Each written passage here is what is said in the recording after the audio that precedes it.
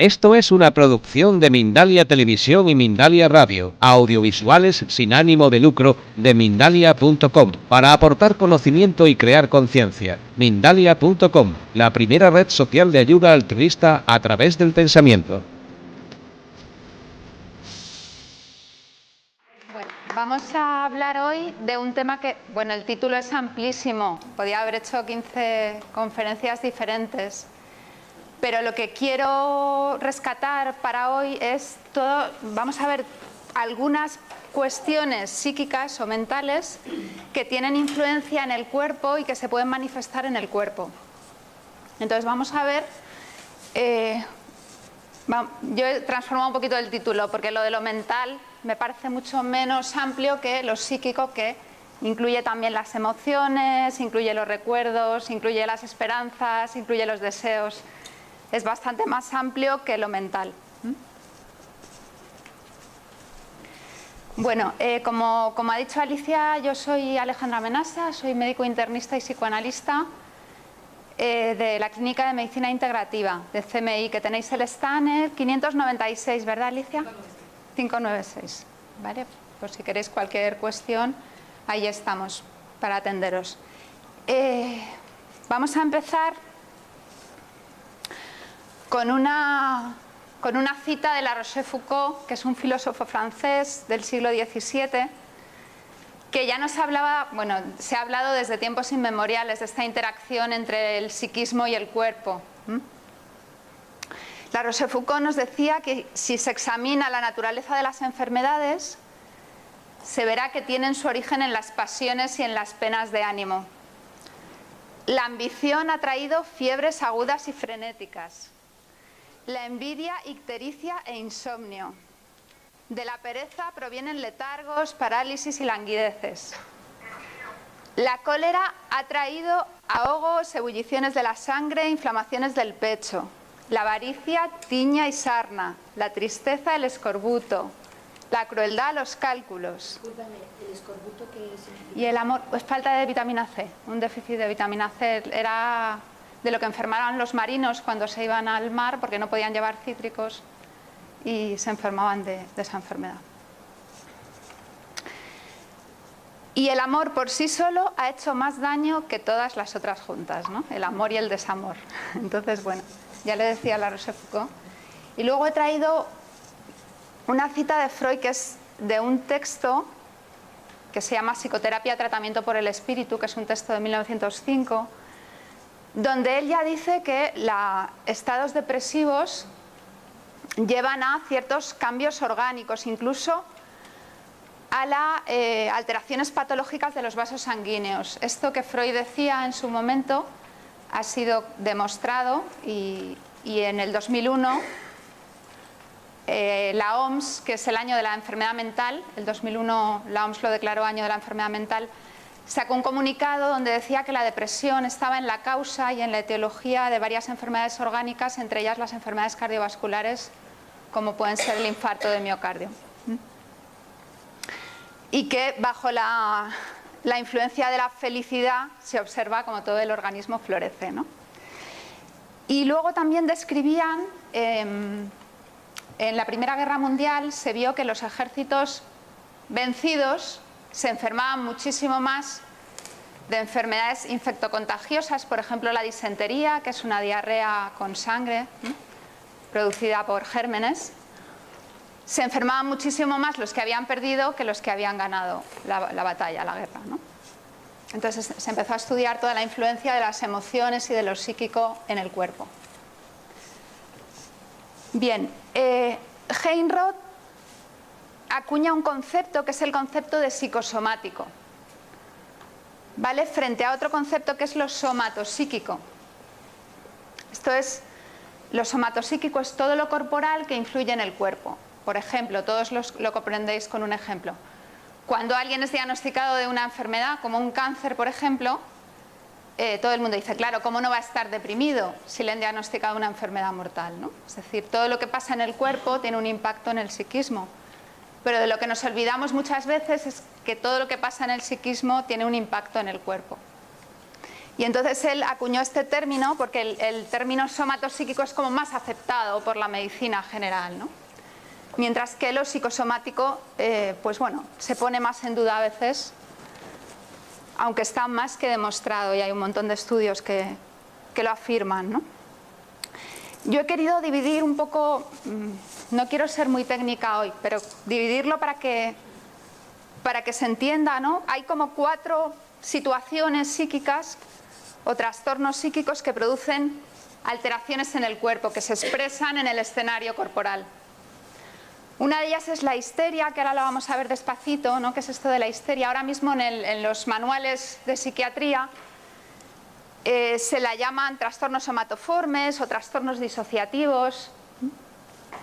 Y luego hay otra entidad que es la neurosis de angustia o trastornos de ansiedad en el DSM-4 o DSM-5, que estas dos son las que más vamos a hacer hoy hincapié. Vamos a hacer un pequeño recorrido histórico de cómo se ha considerado la histeria hasta el psicoanálisis y vamos a ver un poquito cuáles son las manifestaciones corporales. Después, estos son los trastornos funcionales, es decir, que no hay lesión orgánica objetivable. Por ejemplo, el colon irritable, todas las pruebas son normales. Todas las pruebas convencionales de la medicina, ¿vale? Porque nosotros después, si hacemos una bioresonancia, vamos a ver que en un colon irritable probablemente haya una disbiosis, probablemente haya alteraciones de la flora intestinal, etcétera, etcétera. Pero si le hacemos una colonoscopia, la colonoscopia va a ser normal. Trastornos funcionales. Y luego están los trastornos corporales orgánicos, que ya tienen una lesión objetivable. Y estas son las enfermedades psicosomáticas y la depresión y su relación con las enfermedades orgánicas, como habíamos dicho. Por ejemplo, el cáncer es una enfermedad que se asocia con mucha frecuencia a una depresión previa, psicosomático, no somatopsíquico, previa a la depresión al cáncer. El sistema inmune en un paciente deprimido se inmunodeprime también, se deprime el sistema inmune. Y hay una función de nuestro sistema inmune que es la función de inmunovigilancia. El sistema inmune está todo el día rastreando el organismo en busca de células tumorales para acabar con ellas. Y a veces cuando se distrae, cuando está deprimido, hay algunas células tumorales que crecen, que mutan, ¿no? Hay mutaciones constantes en el organismo y a veces al sistema inmune se le escapa esa célula mutada y empieza a proliferar. Bien. Trastornos funcionales, pues hay todos estos en los distintos órganos, el colon irritable, las dispepsias, dolor pelviano crónico, la fibromialgia, cefaleas tensionales, ruidos en los oídos que se llaman acúfenos, una sensación de dificultad para tragar que es muy frecuente en las pacientes histéricas, que se llama globofaríngeo o nudo faríngeo, dolores precordiales en la zona del corazón, en la zona torácica, dolores lumbares crónicos, muchas veces son expresión de un dolor psíquico o el síndrome de fatiga crónica. Vamos a empezar con uno de los paradigmas de alteraciones psíquicas que producen cambios corporales, que producen síntomas corporales. Este es un cuadro muy famoso de Charcot, que no sé si lo podéis ver bien, pero Charcot está ahí sujetando a una de sus histéricas en los brazos. Charcot hacía presentaciones de enfermos en la Salpêtrière, que era un teatro de París, y ahí fue donde Freud empezó a estudiar la histeria. ¿Qué síntomas corporales tiene la histeria o los trastornos somatomorfos que se llaman ahora? Afectan típicamente al sistema motor o al sistema sensitivo, es decir, parálisis de los miembros, también a los órganos de los sentidos, ceguera histérica, dolores al sistema sensitivo, anestesias también son muy frecuentes, anestesias histéricas, y nunca el neurovegetativo, es decir, el neurovegetativo es el sistema que se ocupa de regular los órganos internos, la digestión, la respiración, la frecuencia cardíaca. Entonces los síntomas histéricos son muy circunscritos al sistema nervioso motor o sensitivo. Puede haber parálisis de los miembros, de los brazos, de las piernas, anestesias, ¿no? parestesias, que son como sensaciones de cosquilleo en el cuerpo. Muchas fibromialgias a veces tienen de fondo un cuadro de conversión, son dolores psíquicos que se expresan como dolores en el cuerpo. Como decíamos, los órganos de los sentidos también se afectan. Hay muchas enfermedades de la piel que pueden tener un trasfondo histérico también. La disfagia es un síntoma súper frecuente en la histeria, dificultad para tragar o para hablar. Pueden tener alteraciones en la sexualidad también, el vaginismo, la frigidez. Y típicamente suelen asentar sobre una lesión orgánica previa. Por ejemplo, si ha tenido un dolor de muelas muy intenso, cuando tenga una neuralgia seguramente seguirá la misma vía que siguió el dolor previamente. Es decir, la histeria aprovecha padecimientos orgánicos previos para expresarse. Teorías acerca de la histeria antes de Freud. Pues está la teoría hipocrática de los movimientos uterinos. La palabra histeria viene del griego histero, útero. Manejando la teoría de los 4 humores, se pensaba que el útero de la histérica migraba por el cuerpo produciendo los síntomas, ¿no? Entonces tenían esa explicación. Y los tratamientos evidentemente dependen siempre de la manera en que concebimos la enfermedad.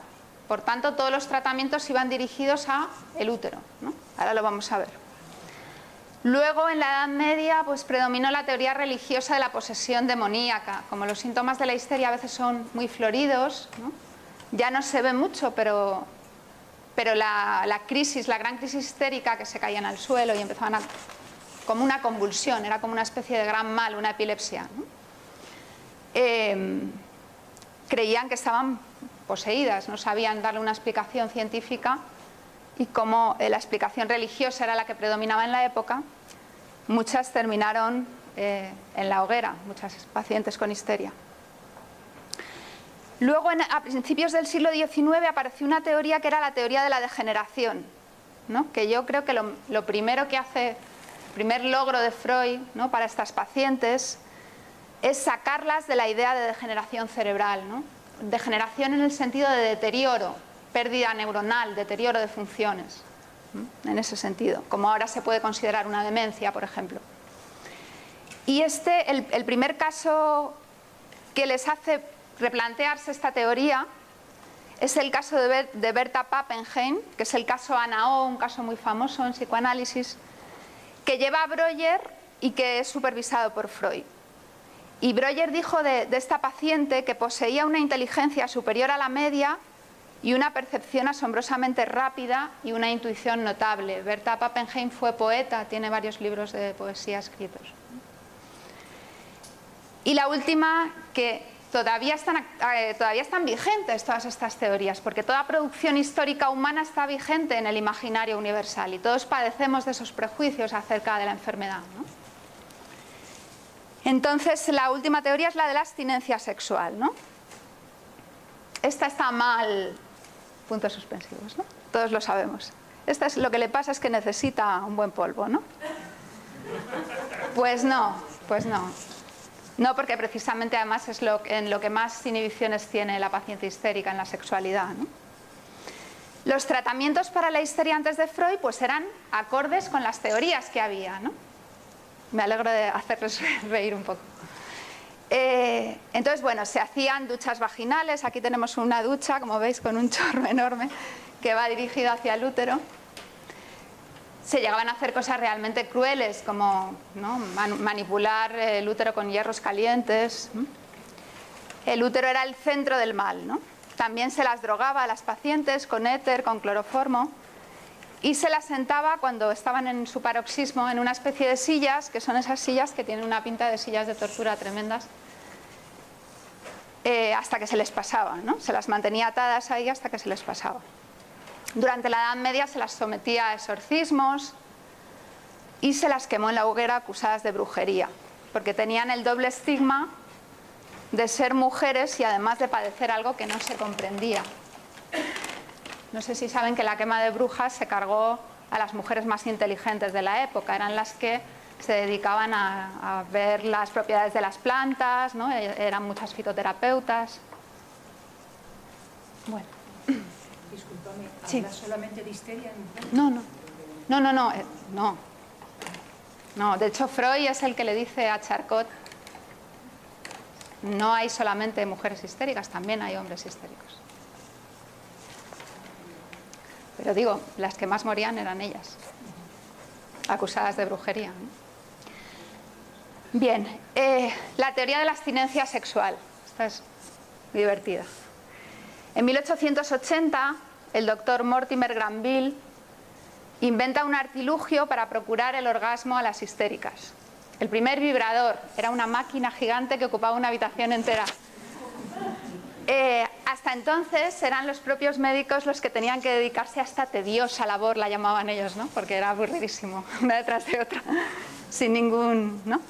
Entonces, bueno, aquí vemos una foto de un médico practicando el acto médico, que era entonces llegar al paroxismo histérico, que llamaban, ¿no? Bueno, curaban muy pocas histéricas, pero tenían mucho trabajo. Estaban todos los balnearios llenos de pacientes que iban a buscar esta... por cierto, el vibrador fue el cuarto electrodoméstico que entró en los hogares. Después de la plancha y de la aspiradora y algo más. La histeria después de Freud, ¿no? Llegamos a Freud. Después de todas las iniquidades a las que habían sido sometidas las histéricas, Freud les pide una cosa muy sencilla a las pacientes. Les dice, hable, que yo la escucho, ¿no? Y eso aparentemente tan sencillo, sentirse escuchadas, ya empezó a mejorarlas, porque imagínense todas las perrerías que les hacían, ¿no? Freud postuló que toda histeria está en relación con un deseo inconsciente y reprimido que se realiza de manera disfrazada en los síntomas. Los síntomas son como un jeroglífico que se da al terapeuta para ser descifrado, para ser leído. La histeria nos muestra que el lenguaje, eso que nos distingue como humanos, es fundamental en la producción de los síntomas. Los pacientes histéricos actúan en el escenario del cuerpo una frase. Esto es lo que se llamó somatización o conversión. Lo vamos a ir entendiendo, ¿vale? Parece complejo, pero... Por ejemplo, un síntoma que es muy gráfico, que es la disfagia, la dificultad para tragar. Puede tener detrás la frase, esto no soy capaz de tragármelo, ¿no? Que puede ser un hecho que uno no es capaz de soportar, no es capaz de tolerar, un hecho de la realidad.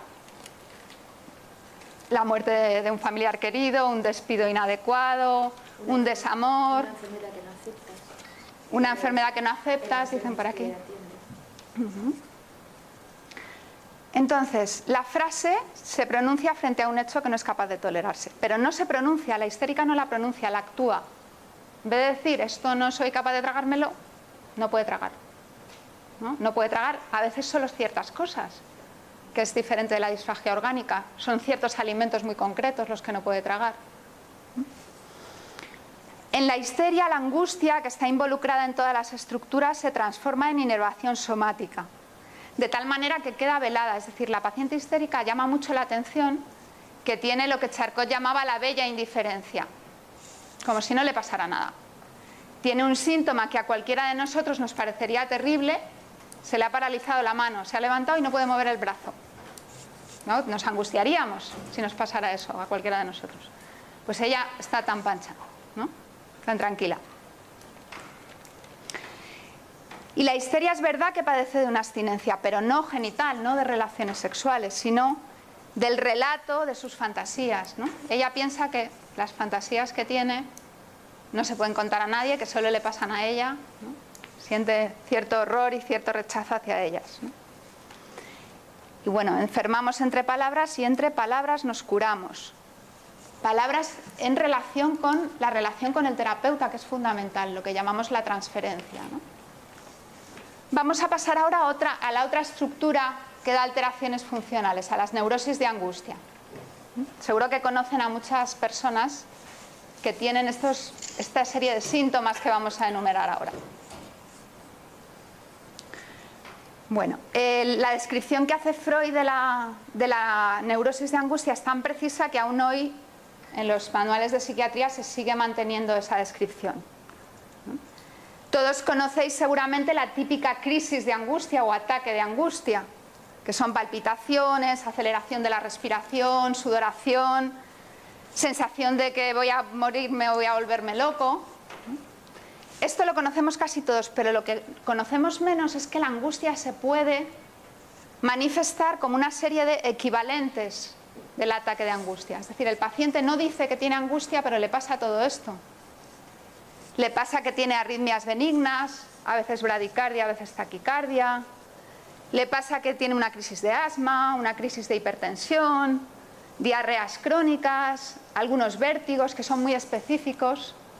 Los vértigos de la neurosis de angustia son muy diferentes de los vértigos del oído y son muy diferentes de los vértigos neurológicos, cuando hay una lesión, por ejemplo, del octavo par que produce vértigo. Es muy típico que estos pacientes digan que van como en un barco. Es una sensación de inestabilidad, pero nunca giro de objetos franco, como por ejemplo el vértigo de los oídos. Y muchas veces hay un síntoma que es patognomónico, es decir, que es muy, muy característico de estos pacientes, que es que sienten que se le hunden las piernas en el suelo y que si se mueven de ahí los vas a arrancar del suelo, ¿no? Todas estas alteraciones son funcionales y son todas mediadas por el sistema nervioso vegetativo, el de los órganos, ¿recordáis? El que se encargaba de la función del estómago, del intestino, del corazón, etcétera, etcétera. En su insistencia, una neurosis de angustia puede terminar produciendo una enfermedad psicosomática, una lesión orgánica más establecida, ¿no? Úlcera gástrica, enfermedad de Crohn, colitis ulcerosa, enfermedades tiroideas, dermatitis. La angustia es un estado de alerta constante, una anticipación del peligro, como si siempre hubiera un peligro acechando, ¿no? Las personas con neurosis de angustia están siempre esperando que pase lo peor. O cuando les pasa algo bueno, esperando a ver cuándo se acaba, cuándo viene lo malo, ¿no? No hay un objeto exterior que cause el temor, es decir, si es un temor, si está viniendo un león, pues eso no es una neurosis de angustia, eso es la reacción normal de un sujeto frente a un peligro exterior.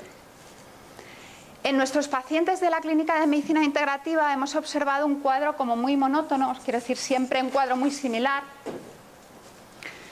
que consta de síntomas gastrointestinales siempre. Tienen gases, digestiones pesadas, a veces estreñimiento, hinchazón abdominal. Luego se asocian esas alteraciones digestivas a alteraciones tiroideas, hipotiroidismo, enfermedad de Basedow, tanto hipo como hipertiroidismo. Se pueden asociar infecciones de orina recurrentes, infecciones vaginales por cándida, faringitis muy frecuentes porque hay una alteración del sistema inmune. Ahora vamos a ver cómo todos estos cambios tienen que ver con el estrés crónico y los cambios que produce tanto en el sistema inmune como en el sistema endocrino. El estrés crónico tiene efecto tanto sobre las glándulas endocrinas como sobre el sistema inmune. Un cansancio muy importante que no tiene que ver con el esfuerzo. Muchos síndromes de fatiga crónica tienen esta sintomatología. No todos los pacientes tienen todas las alteraciones. Y luego alergias, muy frecuentemente, dermatitis atópica, urticaria, asma. Todos estos pacientes tienen una personalidad típica que precede muchos años al desarrollo del cuadro orgánico, de los síntomas orgánicos. Esta personalidad es un efecto de la neurosis de angustia, ¿no? No es que el paciente sea así, es que como padece de angustia, es así, ¿no? Son personas que están en estado de alerta constante, lo que se llama excitabilidad general, tienen una visión pesimista de las cosas, si emprenden algo siempre les parece que les va a salir mal, nunca piensan que les va a salir bien. Temen por la salud de los familiares, esto es muy típico. Los hipocondríacos temen por la propia salud, ¿no? Voy a tener algo, voy a tener un cáncer. Los neuróticos de angustia temen por la salud de los familiares, ¿no? En cuanto oyen que alguien tose en la casa, ya ven pasar el entierro, ¿no? Neumonía, se va a morir. Es decir, tienen una tendencia a una visión pesimista de la realidad, ¿no? Y sobre todo con respecto a la salud familiar. Esto se llama espera angustiosa, espero lo peor, ¿no? Padecen de insomnio, de un sueño muy ligero, porque tienen hiperacusia, es decir, tienen muy fino el oído por ese estado de alerta constante, de expectación del peligro, ¿no? A ver por dónde me va a venir el peligro. Entonces tienen hiperacusia, oyen todos los ruiditos, tienen un sueño muy superficial porque cualquier ruido de los alrededores les despierta. Son hipercontroladores, lo supervisan y lo planifican todo, y cualquier cosa que se salga de lo estrictamente planeado les produce angustia. Cualquier mínimo cambio que tengan que hacer en su rutina, no son personas de mucha rutina, lo tienen todo muy bien organizado, les produce angustia y enfado. Luego son muy hiperexigentes consigo mismos. Perdón.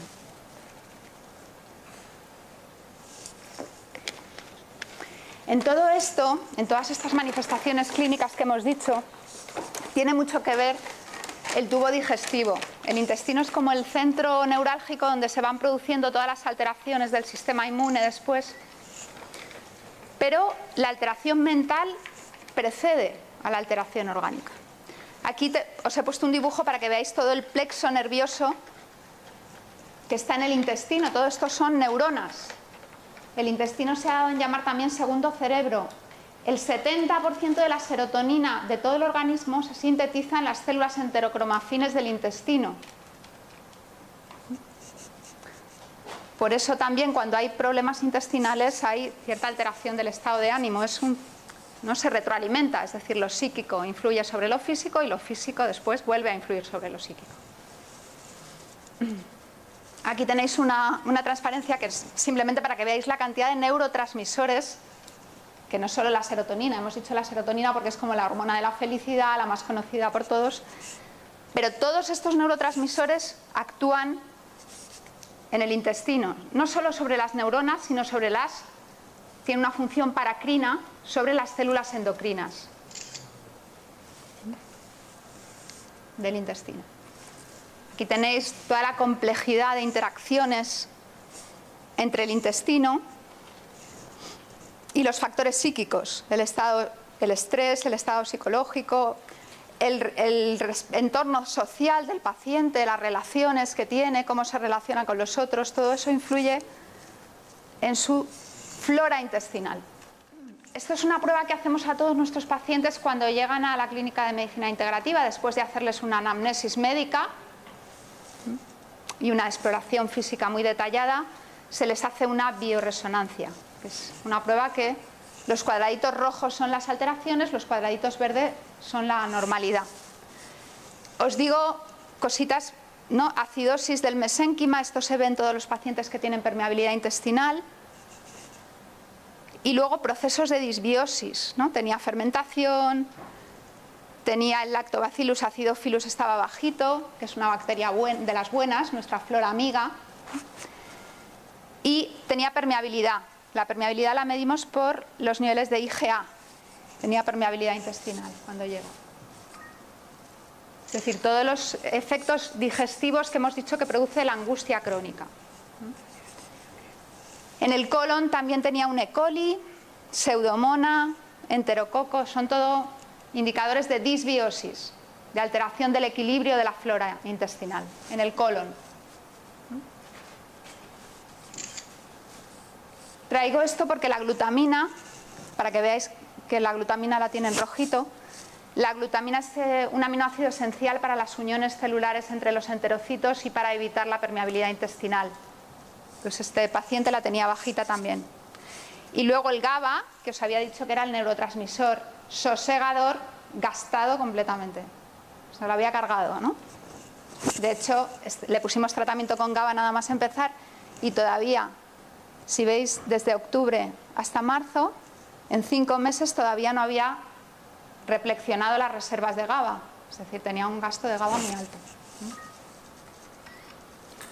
Estas son las otras alteraciones hormonales que os he ido comentando. El cortisol estaba bajito del gasto de cortisol que tenía. La melatonina, hormona del sueño, también estaba bajita. La DEA, que es una precursora de enzimas, de todas las enzimas suprarrenales, las hormonas suprarrenales que hemos hablado, de hidroepiandrosterona, precursora del cortisol, precursora de la adrenalina. La dopamina también la tenía baja, es decir, tenía una serie, la hormona del crecimiento que os he comentado antes, tenía una serie de alteraciones, ¿vale? ¿Qué se hizo con este paciente? Pues lo que solemos hacer con casi todos los pacientes en CMI. Fundamental, una dieta antiinflamatoria y antidisbiosis. Fisioterapia en este caso, recordar que tenía las lesiones vertebrales y la paresia del mediano. Bioresonancia terapéutica, porque la bioresonancia no solo diagnostica, sino que también trata. Complementación ortomolecular, por ejemplo, a este señor se le dio GABA, entre otras cosas, glutamina también se le dio, etcétera, etcétera. Nutriterapia intravenosa con altas dosis de vitamina C, que es antiinflamatoria y antioxidante. Y psicoanálisis, una sesión semanal durante 6 meses aproximadamente. Reconstrucción del caso clínico de este paciente. Los síntomas tienen que ver íntimamente con la vida del paciente. No cualquiera se enferma de cualquier cosa. Tienen una historia, tiene una patobiografía que decimos. La enfermedad tiene una historia que está íntimamente relacionada con los eventos que le han pasado al paciente y cómo los ha tomado él, cómo los ha vivido él. Es necesaria una predisposición que se adquiere en la infancia, ¿no? Este paciente, por ejemplo, había sufrido quemaduras de niño en un accidente doméstico, le había caído una olla hirviendo encima y desde entonces un niño hiperprotegido, el mundo era una fuente de peligro constante, todo el día estaba siendo advertido por su madre de que algo terrible le podía pasar. Esa voz de la madre él la va a interiorizar y va a ser la voz que luego cada vez le va a decir: cuidado que viene el peligro, cuidado que viene el peligro, cuando ya no hay tal peligro, pero él está todo el día viviendo en estado de peligro constante. Miedo a perder la vida, vive en estado de alerta, pero de momento sin crisis. Es muy típico esto también. Que haya un segundo conflicto que vaya a ser el que desencadene las crisis. El paciente vive más o menos en un equilibrio hasta que sucede otra cosa en su vida que levanta todo, ¿no? Que hace que ya empieza a hacer toda la sintomatología. Bueno, el paciente trabaja en una actividad artística y entonces hay una época de sobrecarga de trabajo, tiene un conflicto que no sabe resolver, se ha asociado con unos amigos, él es hiperresponsable, pero los amigos se lo toman muy distendidamente. Les están haciendo una obra de teatro, él les exige trabajar y los otros de cervecita y no sé qué. Y está muy, muy tenso con eso, ¿no? Y además, una de las personas que trabaja con él había tenido una relación amorosa con ella previamente que se rompió y bueno, hay mucha tensión también entre ellos, ¿no? Faltando 3 funciones, el paciente ya no puede más con la situación y tiene la crisis de angustia brutal por la que después nos va a consultar, ¿no? Con esa sensación de infarto que decíamos. Otra vez aparece el miedo a perder, esta vez a sus amigos, ¿no? Primero miedo a perder la vida, después miedo a perder a sus amigos. El miedo a la pérdida está muy presente en estos pacientes, ¿no? Y luego hay un conflicto intermedio también en el que está muy presente la madre, porque la primera crisis la tiene cuando deja de trabajar, faltando 3 funciones, se va a descansar a su casa y estando con su madre a solas tiene la crisis allí, ¿no? Con la madre una relación muy ambivalente, porque ella se había metido en una infidelidad de su esposa, ¿no? le había ido a hablar con él y le había dicho que tenía que dejar a su mujer porque le había sido infiel, cuando ellos estaban intentando arreglarlo entre ellos, ¿no? La pareja. Entonces una relación con la madre bastante conflictiva. La primera crisis la tiene ahí, ¿no? La evolución del caso, pues desde el inicio del tratamiento el paciente no volvió a tener, bueno, desde esa crisis 4 años antes había tenido varias crisis después, ¿no? Varias crisis de angustia. Desde el inicio del tratamiento no volvió a tener más, se retiraron los ansiolíticos en los 3 primeros meses de tratamiento, paulatinamente dejó de tener hipocondría. De hecho, en la bioresonancia hay una cosa que antes no he hecho hincapié, pero hay una cosa que se llama tendencia a la somatización. Y este paciente dejó de tenerla. Estos diagnósticos que hace la máquina los hace por los neurotransmisores, ¿no? Hace una inferencia matemática dependiendo de los neurotransmisores que están alterados y te dice tendencia depresiva, tendencia a la somatización. Su visión pesimista de las cosas fue dando paso a una visión mucho más positiva, aprendiendo a tolerar la incertidumbre. Ya no le desbordan los acontecimientos adversos, ¿no? Que los ha habido, además tiene un sobrino con con un tumor cerebral. Los maneja con calma. Es más importante hallar la solución que ahogarse en el problema, porque estos pacientes son de ahogarse en el problema en vez de intentar hallar la solución. Y ha dejado de preocuparse para ocuparse de su salud. Un plan de tratamiento, ya solo ponerles el plan de tratamiento alivia mucho a estos pacientes, porque dicen, me voy a ocupar ahora, me voy a dejar de preocupar y me voy a ocupar de mi salud. Y esto es todo, a ver.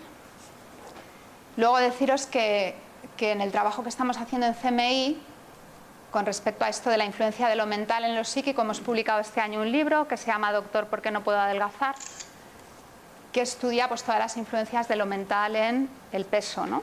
Cómo influye lo psíquico en la pérdida de peso. Lo tenéis en el stand, si queréis, 596. Y luego terminar con una frase de Freud. Creo que estamos en hora, ¿sí? Muchas gracias a todos por este ratito, que además son las 3 de la tarde y no sé si os ha dado tiempo ni a hacer la digestión. Una frase de Freud que a mí me parece preciosa y que dice: aún no se ha encontrado un medicamento tan eficaz como unas pocas palabras bondadosas. De Sigmund Freud. Muchas gracias a todos.